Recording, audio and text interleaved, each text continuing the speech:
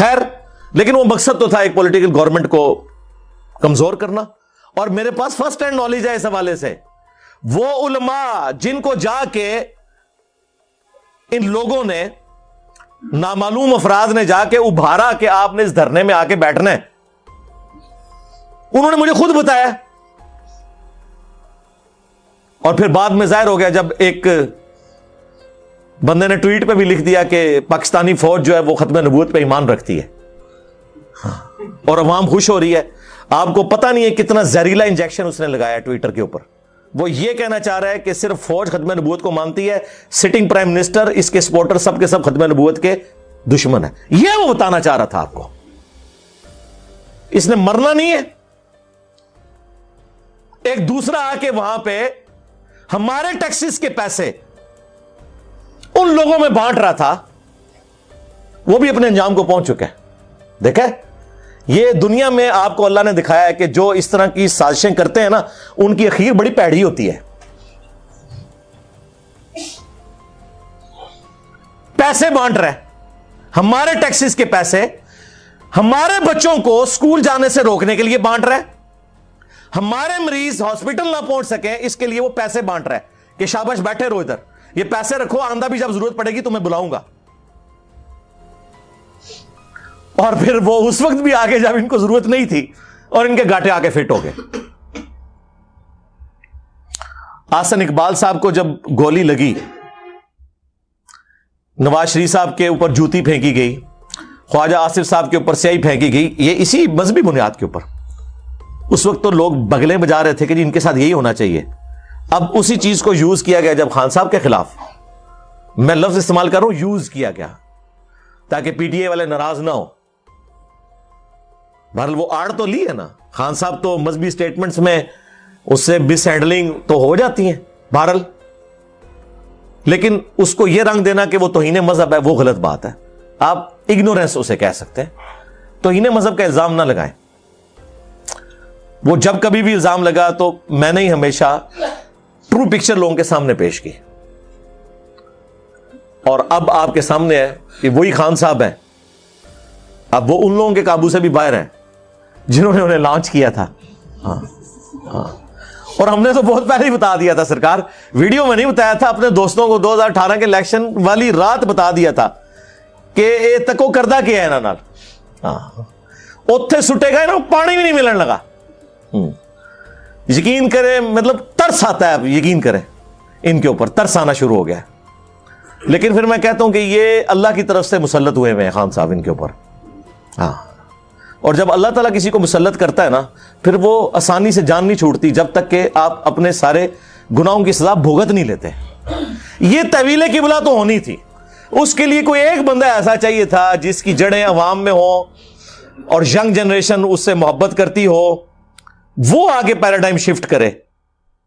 مجھے خان صاحب کی سیاست سے بنیادی اختلافات ہیں, وہ اپنی جگہ, لیکن خان صاحب نے جو طویل قبلہ کروائی ہے نا, اس میں انہوں نے بھٹو کو, نواز شریف کو, بے نظیر کو, سب لوگوں کو پیچھے چھوڑ دیا.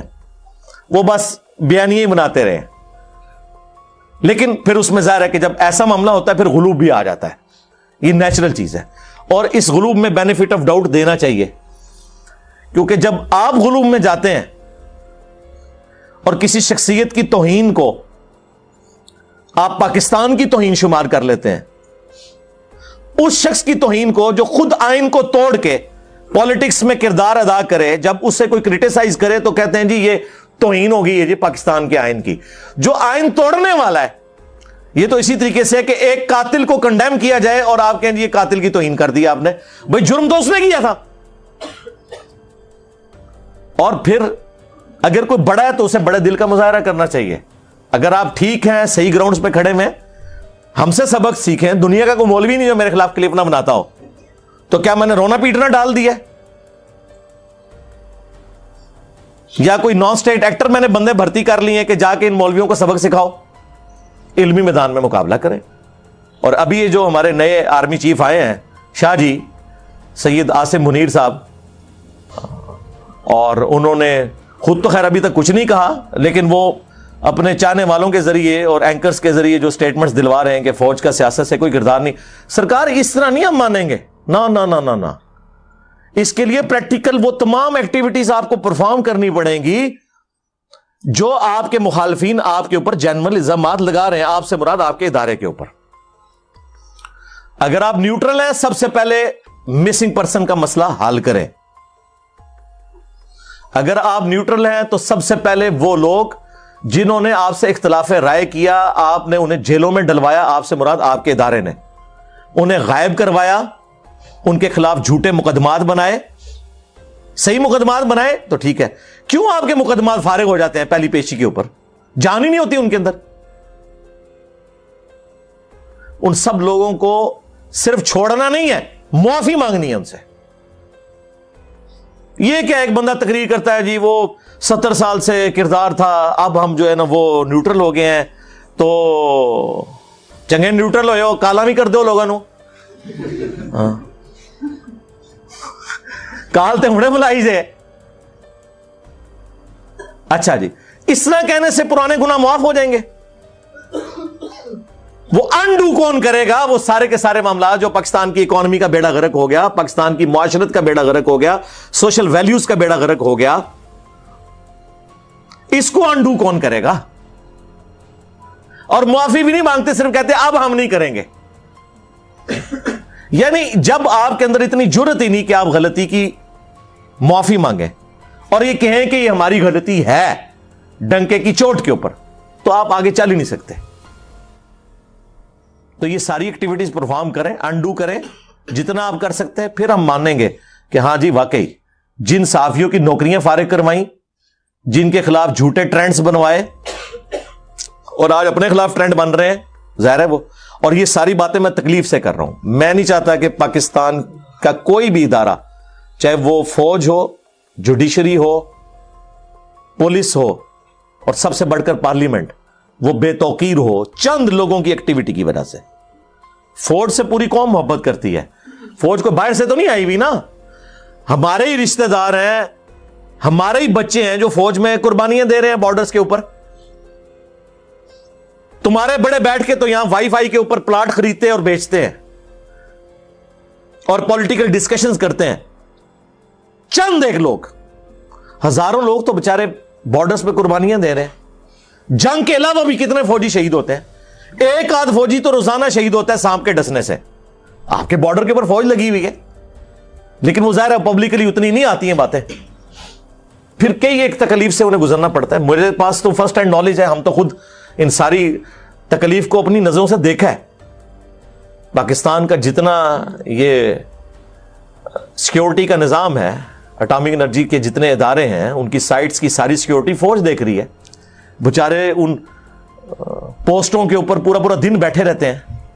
कितनी मुश्किल जिंदगी है।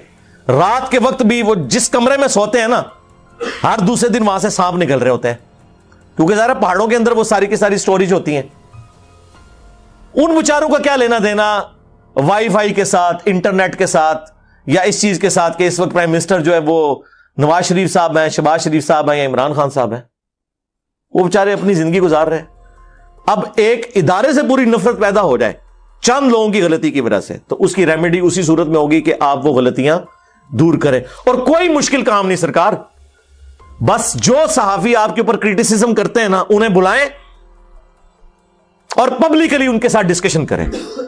ला के हाथी फड़ा देंगे वो फैक्ट्स एंड फिगर्स के साथ, और वो जो जो बताए ना नोट करें, आप अनडू करें साहब। जज्बाती नहीं, लेकिन ये एक्टिविटी को करता नहीं। उन्हें पता है कि हम इल्मी तौर पे इन सहाफियों की बातों का जवाब नहीं दे सकते। पॉलिटिकल लीडर्स भी यही हैं, अपने मनपसंद सहाफियों को सामने बैठा के इंटरव्यू दे रहे होते हैं। उन सहाफियों के सामने बैठे ना जो आपकी शक्ल दिखाएंगे शीशे में, नहीं उनके सामने नहीं बैठते। उनको बदनाम करेंगे कि ये तो फलां का सहाफी है। ये मैं सारे पॉलिटिकल लीडर्स की बात कर रहा हूं, किसी एक को सिंगल आउट नहीं कर रहा। तो बात शुरू हुई थी, उससे वो हयास हो स्टेटमेंट और ये बाकी सारी चीजें मुझे ज़िम्नन बीच में याद आ गई, ताकि लोगों तक ये बात पहुंचे कि यार मजहब के बाबरकत जज्बे को अपनी जातियात के लिए इस्तेमाल करना, अपनी पॉलिटिक्स को चमकाने के लिए इस्तेमाल करना, ये इतना बड़ा जुल्म है कि हमारी नस्लें भुगतेंगी। इससे आप दस्तबरदार हो। आप ठीक है, اپنے آپ کو مذہبی نہیں پولیٹیکل لیڈر کے طور پر پیش کریں، چاہے آپ کی کوئی سیاسی جماعت ہے، مذہبی جماعت ہے. ہم یہ نہیں کہتے کہ مذہب کو الگ کر دیں، نہیں، یہ تو کہہ ہی نہیں رہے. ہم کہہ رہے ہیں کہ آپ لوگ یہ اہل نہیں ہے کہ مذہب کا نام لیں اپنے کرتوتوں کی وجہ سے.